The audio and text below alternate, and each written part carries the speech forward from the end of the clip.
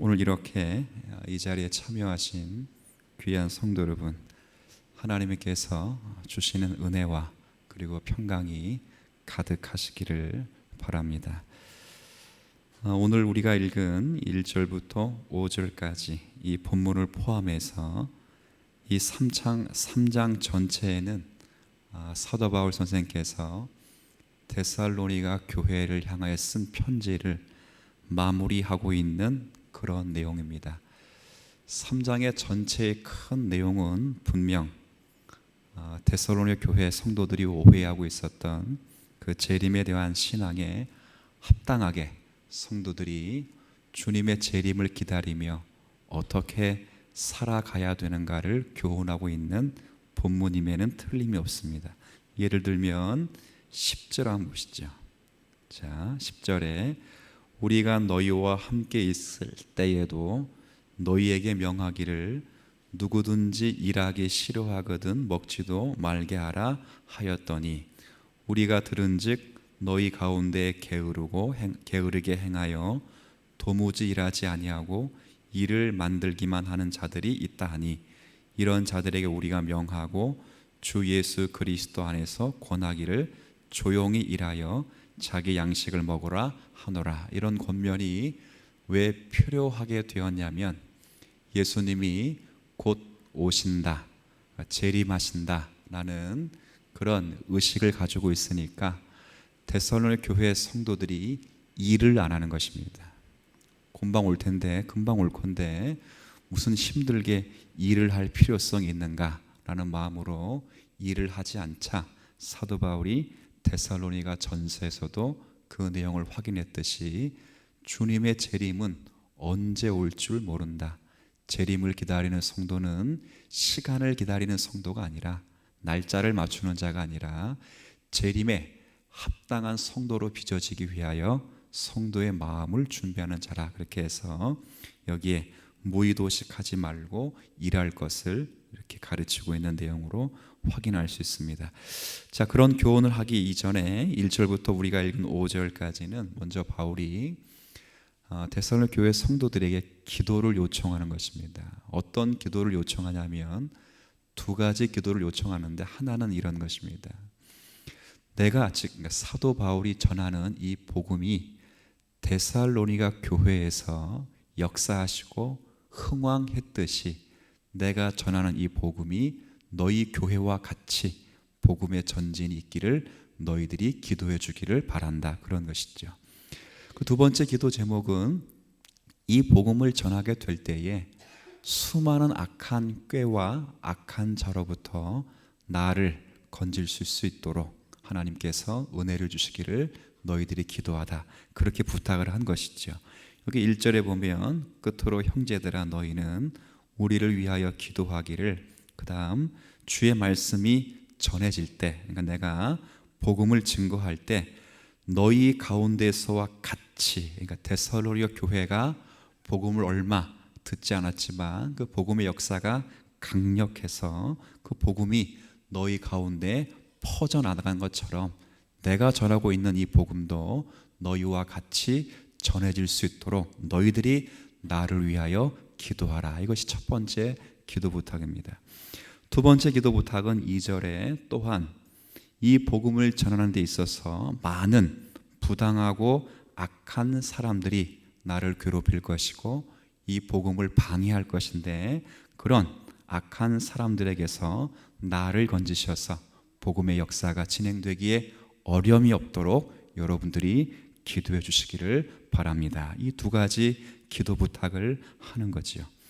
그리고 두 가지 기도 부탁을 한 다음에 3절과 4절에는 하나님께서 데살로니가 교회의 성도의 부족함, 그리고 모자람에도 불구하고 많은 문제가 있음에도 불구하고 하나님이 능히 그 교회를 굳건하게 하시고 지키실 것을 격려하면서, 그리고 자신이 명한 것을 따라 너희들이 행할 것임을 확신하는 내용이 있습니다. 3절에 주는 미쁘사 너희를 굳건하게 하시고 악한 자에서 지키실 것이다. 그래서 너희는 내가 너희에 대하여는 4절 우리가 명한 것, 복음으로 명하고 권면한 것을 반드시 너희가 행하고 또 행할 줄을 우리가 주님 안에서 확신하노라. 이런 확신을 펴고 마지막 5절에는 이어서 이제 바울이 데살로니가 교회를 향해서 마지막으로 기도하는 것입니다. 그게 뭐냐면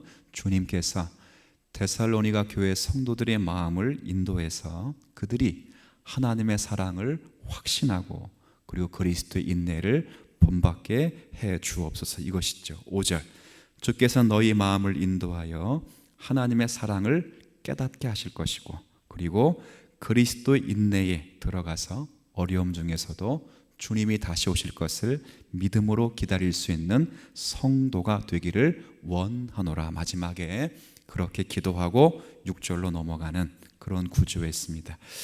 오늘 이런 내용들을 살피면서 오늘은 특별히 교리적인 이런 내용보다는 이 5절까지 있는 이 구절 가운데 제가 두 가지만 아마 실천적인 교훈이라 하는 것이 더 좋을 것 같은데, 실천적인 교훈 두 가지를 여러분이 한편 나누고 오늘 우리에게 주시는 말씀을 좀 확인하려고 합니다. 첫 번째, 우리가 1절부터 5절까지 이거 나누면서 제가 여러분에게 부탁드리고 싶은 것은 사도 바울이 사도임에도 불구하고 데살로니가 성도 교우들에게 자신을 위해서 기도해달라고 했던 것처럼 우리 모든 성도들은 피차간에 서로 기도 제목을 나눌 수 있는 성도들이 되시기를 먼저 주님의 이름으로 부탁을 드립니다. 전 상당히 중요하다 그렇게 생각을 합니다. 왜냐하면 사도 바울이 기도를 요청한다고 하는 것은 기도가 얼마나 중요한가를 사도 바울이 알고 있기 때문에 부탁을 하는 것입니다. 여러분, 기도가 얼마나 중요하죠? 네, 중요하죠. 당연히 중요하죠. 그런데 이 기도가 중요한 이유는 기도는 하나님의 은혜의 통로입니다. 하나님이 우리에게 은혜를 베푸실 때 두 가지를 통해서 직접적으로 이렇게 베푸시는데, 하나는 말씀을 통해서 우리에게 은혜를 베푸십니다. 성경을 깨닫게 하고 말씀을 들을 수 있게 하시고 여러분들이 말씀 묵상하여 그 말씀 앞에서 여러분들이 주의 은혜를 경험하도록 합니다. 그리고 또 하나의 방편은 기도입니다. 기도를 통해서 하나님의 뜻이 무엇인지를 가르쳐 주시고 기도를 통하여 여러분과 교제하시도록 역사하시고 기도 가운데 하나님이 역사하시기 때문에 사도들은, 초대교회 사도들은 두 가지를 전념했습니다. 말씀과 기도하는 것에 전무해서 은혜의 방편을 활용했던 것을 확인하게 되죠. 그래서 우리도 기도가 얼마나 중요한가를 우리 모든 성도들이 인지하셔서 기도하는 성도가 되었으면 참 좋겠다 그런 생각을 합니다. 그리고 이 기도는 나만을 위한 기도가 아니라 사도가 자기의 기도를 부탁드린 것처럼 우리 모두가 피차간에 기도 제목을 나누면서 성도를 위해서 기도하는 성도가 되었으면 좋겠다 그런 생각을 합니다. 그러니까 우리가 많은 경우에 자기 자신을 위해 기도하는 것뿐 아니라 성도를 위해서 기도할 필요가 있습니다. 야고보서 5장 말씀에도 병약한 성도를 위해 기도하라 그렇게 되어 있고, 의인의 간구는 역사하는 힘이 어떻다고요? 많답니다. 의인의 간구는 하나님의 뜻을 깨닫고 하나님의 뜻을 알아가도록 역사되기 때문에 의인의 간구를 통하여 하나님의 뜻을 분별하기에 의인의 간구는 당연히 역사하는 힘이 클 수밖에 없지요. 이처럼 바울은 자기 자신이 혼자 기도할 수 있지만 그 기도 가지고서는 안 된다는 것을 알았기 때문에 자기와 그리고 많은 성도들이 자신을 위해서 기도해 주기를 부탁한 것입니다. 제가 만약에 사도 바울의 입장이라면 저 또한 여러분에게 기도를 부탁드리는 것, 이것이 목회자의 겸손의 표현입니다. 무슨 기도를 여러분들이 목회자들 위해서 기도해야 되는가? 여러분, 많은 기도가 있겠죠, 목회자를 위해서. 그러나 여러분이 우선적으로 기도해 주셔야 될 내용은 바른 복음을 전할 수 있도록 기도를 해 주셔야 됩니다. 무엇을 위해 기도해 주시라고요? 바른 복음입니다. 저의 건강은 목회자들의 건강, 목회자들의 삶, 목회자들의 어떤 이 활동, 이것보다 더 우선시로 여러분이 기도해 주셔야 될 것은 목회자를 통해서 바른 복음이 전해질 수 있도록 여러분들이 기도해 주셔야 됩니다. 그리고 제가 또 하나 기도 부탁을 드릴 것은 바른 복음이 전해질 수 있도록 기도 부탁만 할 것이 아니라 제가 하나 더 추가한다면 이 복음이 신속히 전해지기를 여러분들이 기도해 주셨으면 좋겠습니다. 어떻게 전해지기를 기도 부탁한다고요? 신속입니다. 목사가 제일 힘든 게 뭘까요? 여러분이 제일 힘든 게 뭡니까? 목사와 성도들이 힘든 건 같습니다. 목사와 성도들이 힘든 건 인내하는 게 가장 쉽습니다. 여러분, 그래서 사랑이라는 특성을 가지고 고린도서 13장 나올 때 사랑의 첫 번째 특성이 뭐지요? 그렇죠. 왜 오래 참고를 누웠을까요? 신앙 가운데 참는 일이 가장 많을 뿐 아니라 가장 힘든 일이기 때문에 그렇습니다.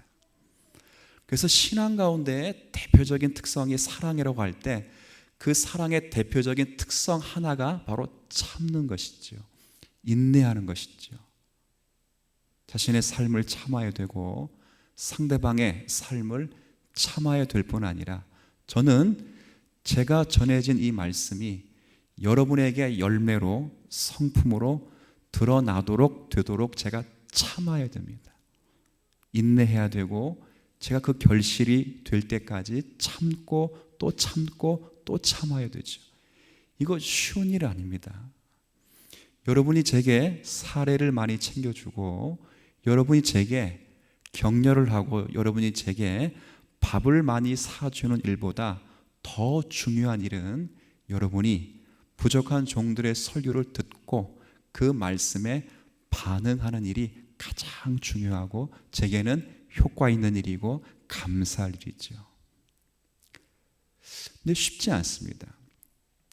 많은 경우에 여러분이 그렇다는 것이 아니라 설교를 들으면 설교를 듣고 우리 많은 경우 우리는 거의 평가위원이 됩니다. 오늘 목사님 설교 괜찮은데 오늘은 좀 피곤하신가 봐. 지난주 많이 바쁘셨나 봐. 근데 여러분들은 설교를 평가하는 것 그건 나쁘지 않습니다. 비평할 수 있는 실력은 당연히 있어야 됩니다. 그런데 이 평가보다 더 우선시 돼야 될 일은 여러분이 받은 그 말씀으로 여러분의 열매를 거두시는 일이 가장 급선무로 필요합니다. 그러니까 내가 말씀을 받고 이 좋은 말씀을 들었다. 그리고 이 좋은 말씀을 성경이 이런 뜻이구나. 이런 것으로 그쳐서는 안 되고 저희 교회가 끊임없이 추구하는 것처럼 여러분이 들은 그 말씀으로 여러분이 그리스도의 성품을 닮아 하나님의 거룩성을 품어 사는 일이 무엇보다도 중요하다는 거죠. 제가 여러분의 부탁하는 다른 것은 아닙니다. 목회자들이 바른 복음을 전할 수 있도록 여러분이 기도해 주셔야 되고 그 바른 복음이 신속하게 우리의 성도의 성화의 열매로 맺어질 수 있도록 여러분들이 부족한 종들을 위해서 기도하시는 은혜가 있기를 간절히 축복을 드립니다. 그걸 아셔야 됩니다. 이 교회는 하나님의 교회라고 할 때 주인이 하나님이라는 뜻도 되지만 하나님의 성품을 닮아가는 교회라 그겁니다. 여러분이 마지막에 주님 품에 서게 될 때 하나님이 여러분에게 무엇을 보시겠습니까? 여러분에게 직분을 보지 않습니다. 너 목사였니 전도사였니 그거 중요하지 않습니다. 장로였니 권사였니 그거 중요하지 않습니다. 너 교회를 몇 개 개척했니 그거 중요하지 않습니다. 하나님이 여러분에게 보시는 것은 딱 한 가지입니다. 얼마나 예수님과 뭐 했다고요? 닮아 있냐고. 딱 딱 하나 봅니다. 요한계시록에 수없이 기록되어 있는 그 예수님의 형상에 통하여 성도들이 마지막 그 자리에 비출 것은 과연 우리가 어떤 면에서 예수님을 닮아 있는가, 그걸 보지요. 수많은 성도들이 일을 합니다. 그러나 주님이 이렇게 말하실 수 있습니다. 불법을 행한 자들이여, 내가 너희를 도무지 알지 못한다. 그 사람들이 무슨 일을 했죠? 주여 주여를 외치면서 죽은 자를 살리고 병든 자를 고치고 귀신을 쫓아내며 복음을 증거했습니다. 그런데 그들을 향하여 주님 말씀하시기를 나는 너희들을 도저히 알지 못한다. 그렇죠. 왜요? 하나님의 성품을 품어내지 않았기 때문에 그렇습니다.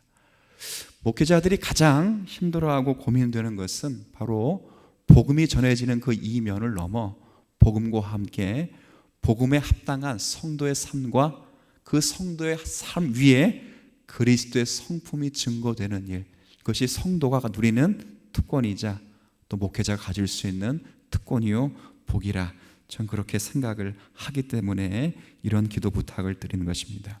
그리고 이런 기도 부탁을 드리는 저의 기도 부탁뿐만 아니라 여러분들이 서로 성도들 사이에 기도 제목을 좀 나눴으면 좋겠다라는 그런 생각을 해요.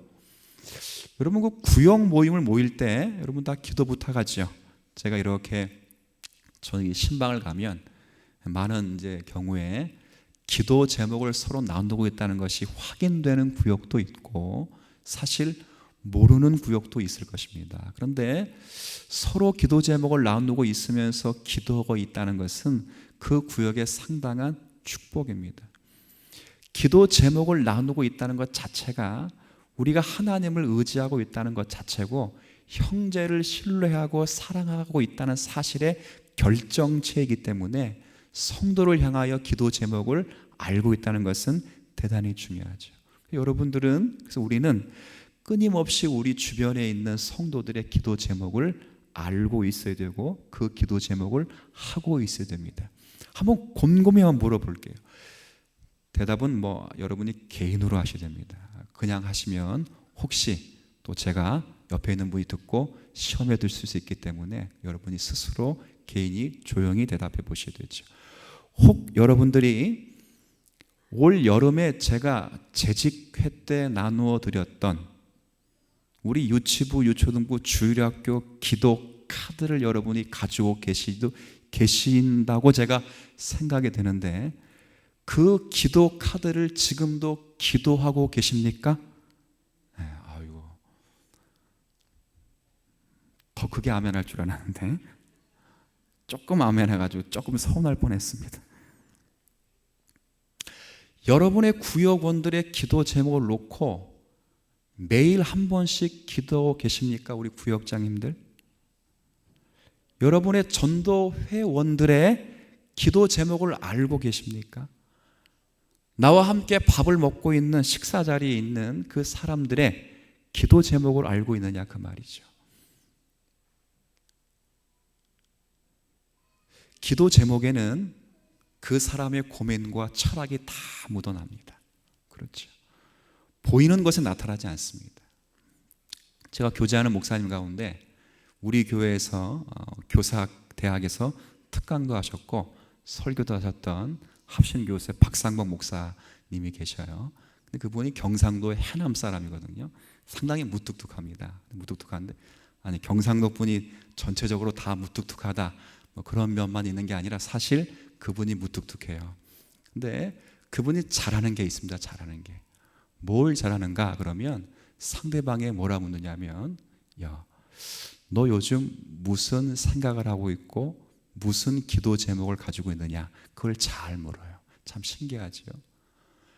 그러니까 이 내용은 그냥 단순히 그냥 나랑 밥 먹자, 나랑 교제하자, 하자 이런 차원을 넘어서 내가 지금 관심 갖고 있는 부분이 무엇인지를 정중하게 묻는 것입니다.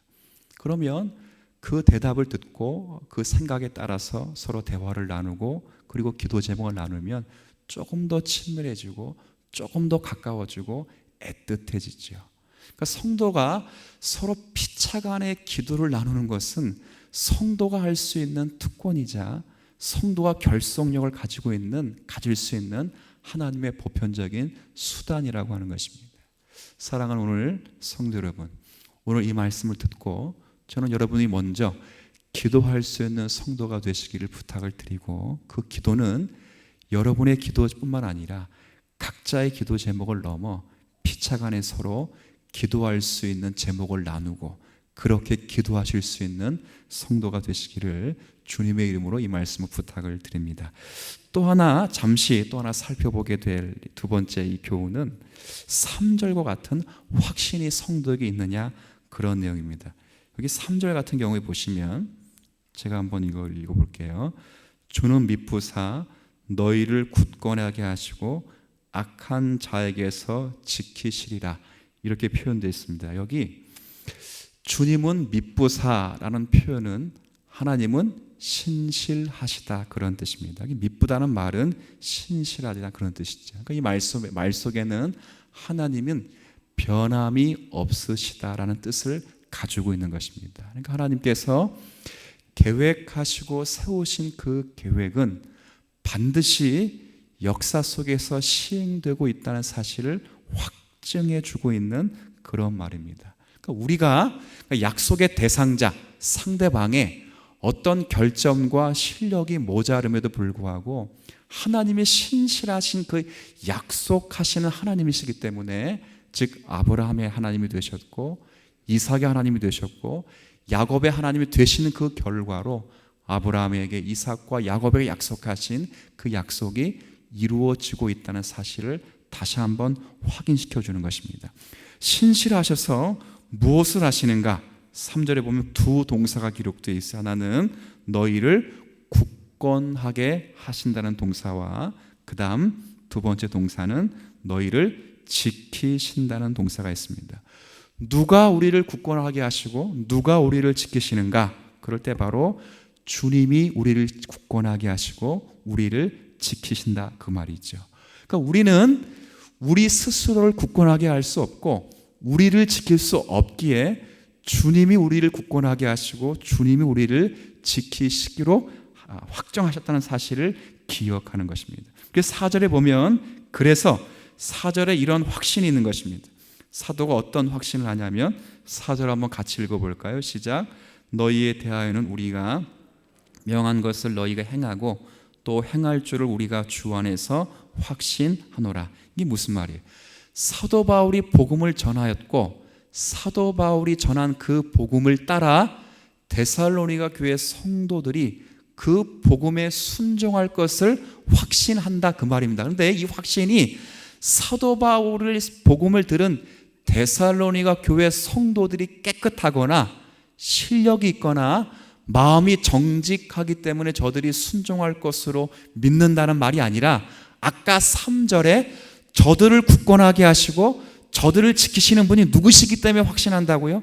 신실하신 하나님이시기 때문에 확신한다는 거죠.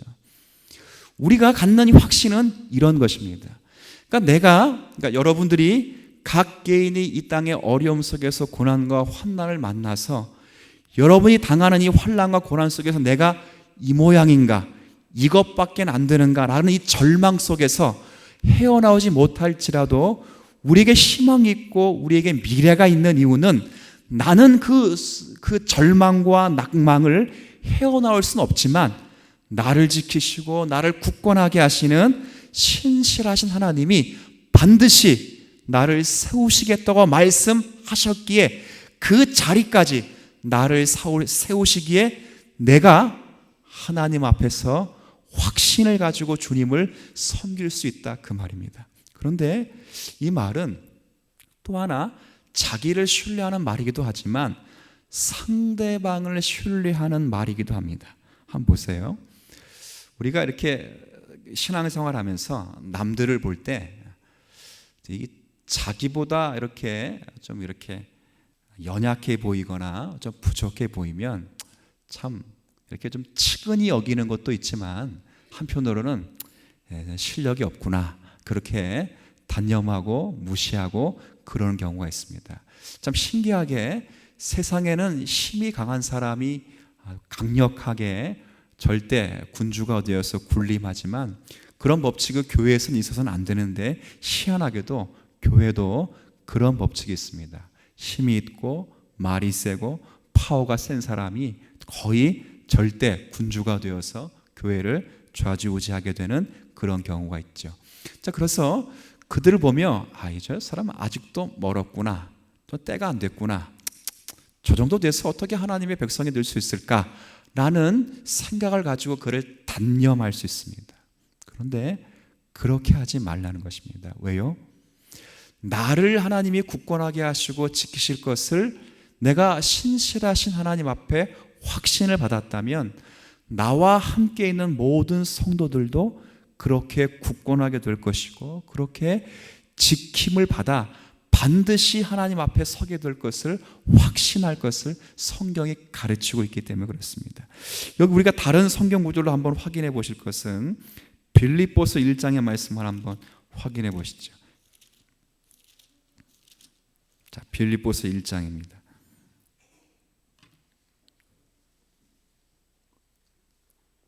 아마 317쪽 정도가 될 것 같습니다.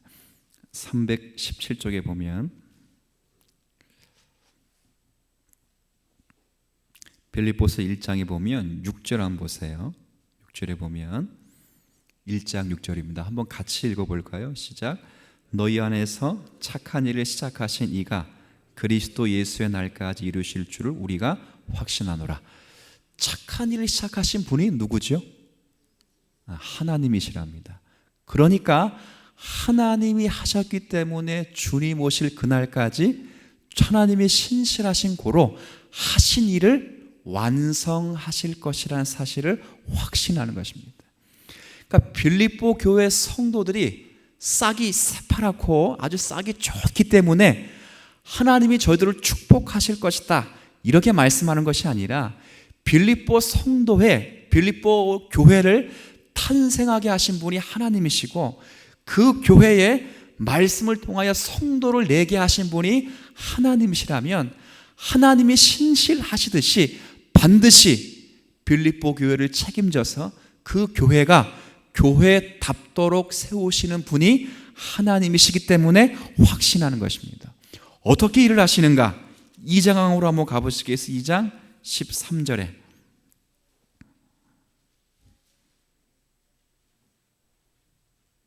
2장 13절 자, 한번 보십시오. 이 말씀도 한번 같이 읽어봅시다.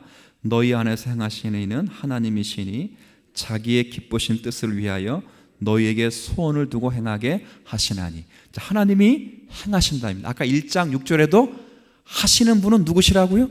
하나님이십니다. 여기 2장 13절에도 하시는 분은 하나님이신데 어떻게 일을 하시는가? 그럴 때 자기의 기쁘신 뜻을 위하여 너희에게 무엇을 두신다고요? 소원을 두신답니다. 여러분이 거룩한 소원을 품고 여러분이 하나님의 뜻을 품는 것은 여러분의 실력과 여러분의 믿음의 내용이 아니라 다 하나님이 여러분을 신실하게 세워가도록 하시기 위하여 하나님이 여러분에 허락하신 은혜의 내용들입니다. 그래서 그 은혜의 내용들을 여러분이 품고 결국 그 은혜의 내용을 따라 여러분들이 한 걸음 한 걸음 하나님의 사람으로 변화되도록 하나님이 일하신다는 거지요. 결국 그러면 누가 만들어 가신다는 거죠? 하나님이 만들어 가신다는 겁니다. 나를 만들어 가신다는 게 아니라 나를 만들어 가신 것뿐만 아니라 빌립보 교회 모든 성도들을 만들어 가시듯이 교회 가운데 있는 나랑 조금 불편하고 나랑 조금 생각이 다를지라도 그 또한 하나님이 분명히 나를 세워가듯이 그를 빚어가실 것이고 세워가실 것이라는 사실을 여러분들이 저 사람을 보고 확신하지 말고 누구를 보고 확신하라고요? 네, 그렇죠. 이 교회가 하나님의 교회로서 성장하고 부흥할 것을 목사를 보고 확신하지 말고 장로님들을 보고 확신하지 말고 성도들을 보고 확신하지 말고 이 교회를 시작하게 하신 주님을 보고 확신하라 그렇게 말씀을 하는 것이죠. 이게 우리가 신뢰하고 확신해야 될 단 한 가지 사실입니다.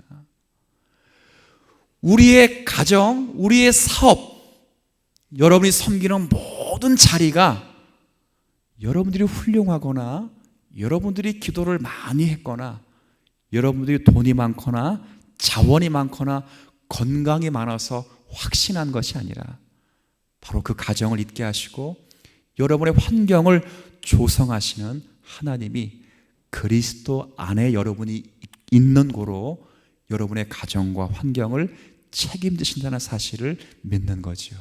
이것이 성도가 믿어야 될 단 한 가지 이유입니다. 제가 말씀드리고 싶은 것은 사람을 믿지 마시길 바랍니다. 목사도요, 죄송하지만 믿을 만한 게 못 됩니다. 제가 목회를, 죄송합니다, 젊은 나이에 목회를 한다는 말은 어울리지 않는 말인데, 여하튼 젊은 나이에 목회를 하고 있는 현실이기에 목회를 한다, 그렇게 말합니다. 그런데 목회를 하면 할수록 느끼는 것은 사람은 믿을 것이 못 된다, 그 말입니다. 여러분이 믿을 게 못 된다는 게 아니라 제가 제 자신을 못 믿겠다, 그 말이죠. 이거 참 희한한 말입니다. 여러분이 만약에 믿음이 없으시다면 이렇게 반응할 수 있습니다. 저딴 것을 목사라고. 그렇죠. 믿을 만한 목사가 얼마나 많은데 왜 못 믿는 목사가 여기 있는가. 그런데 아무리 노력하고 아무리 자신을 깨어붙여도 제가 제 자신을 못 믿을 수밖에 없는 것이 인간의 나약함이고 부족함이라는 것을 더더욱 깨닫습니다. 제가 믿는 것은 나를 여기까지 인도하시는 하나님을 믿는 것이고, 제가 여러분을 믿는 것은 여러분 개인을 믿는 것이 아니라 여러분을 여기까지 인도하시고 세워가신 주님을 믿기 때문에 여러분을 믿는 것입니다. 교회는 이 신뢰가 있어야 됩니다. 조금 불편하고 조금 연약한 아이들 같은 성도가 있을지라도 반드시 그도 성장하고 반드시 그도 하나님 목적하신 자리에까지 자랄 것이다, 그 확신을 가져주시기를 바랍니다. 그 사람을 보면 못 갔습니다. 왜? 그 사람은 제가 말한 것처럼 믿을 사람이 못 됩니다. 싹수가 놀았습니다. 그런데 그 사람을 붙들고 계시는 누굴 보시라고요? 주님을 보시라고요. 대표적인 케이스가 누구죠? 베드로 아닙니까? 베드로. 이 베드로가 얼마나 멋지고 얼마나 무식하고 얼마나 용맹 있는 이 제자였냐면, 보십시오. 예수님이 보리떡 5개 물고기 2마리로 수천 명, 남자만 수천 명 먹였습니다. 아이와 포함하면 그건 2만 명 가량을 먹이셨을 텐데, 그 다음날 또 그런 기적을 보기 위해서 더 많은 무리가 예수님을 찾았죠. 예수님이 그 어제 베풀었던 그런 기적을 베풀지 않으시고 어제 베풀었던 그 기적을 가지고 설교를 하시는 것입니다. 그런데 공교롭게도 예수님의 설교가 얼마나 어려웠는지 다 하나둘씩 빠져나갑니다. 다 빠져나가요. 두 가지겠죠. 설교가 길거나 설교가 어려웠다고 하나. 다 빠져나갈 때 예수님이 제자들에게 문득 그렇게 질문합니다. 야, 너희들도 도망갈 거냐? 그러니까 베드로가 뭐라 말씀하시죠? 그렇죠. 영생의 말씀이 주께로 있는데 내가 누구에게로 갈 수 있겠느냐. 참, 그 생명의 빵의 비유를 영생의 빵의 비유인지를 어떻게 알고 베드로가 그렇게 멋진 말을 했는지 모릅니다. 그래서 난 절대 주님을 안 떠납니다, 이렇게 말하죠. 또 조금 있다가 이제 예수님이 예루살렘 올라가면 대제사장들과 서기관들과 장로들이 고난받고 죽으시고 부활할 것을 말씀하시면서 내가 붙잡히게 되면 너희들이 다 나를 도망가고 버릴 것이며 저주할 것이다, 그렇게 예언을 딱 했어요. 그러니까 베드로가 번쩍 손을 들면서 뭐라 말하죠? 아주 그렇죠. 제가 좀 죄송하게 표현할 때, 요놈들은 다 도망갈지라도 누구만큼은 안 도망간다고요? 나는 요놈들하고 다르다고. 나는 얘네들하고는 다른 사람이어서 나만큼은 안 도망간다. 그래서 저는 당신과 함께 감옥에도 들어갈 수 있고 당신과 함께 뭐 할 수도 있다고요? 죽을 수도 있답니다. 근데 예수님이 거기서 차근차근 말씀하셔요.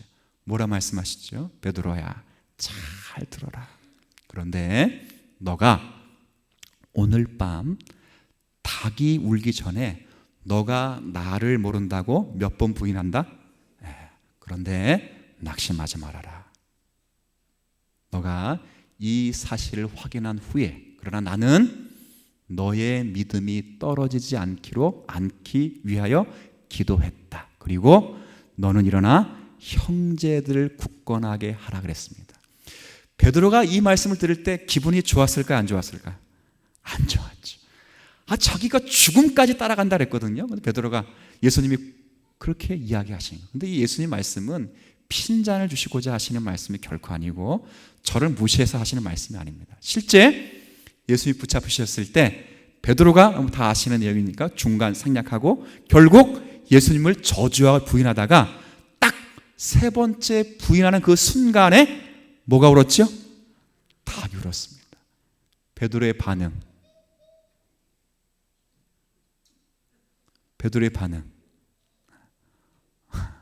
쥐구멍이라도 있으면 들어가고 싶겠죠. 그런데 그의 반응은 통곡하는 것이었습니다.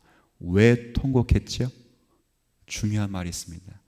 주의 말씀이 생각나서 통곡했답니다. 무슨 말씀? 네? 그렇죠.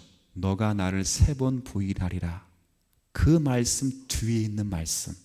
그러나 네가 나를 부인할지라도 나는 너의 믿음이 떨어지지 않도록 기도할 것이다 라는 주님의 명령이 기억난 것입니다.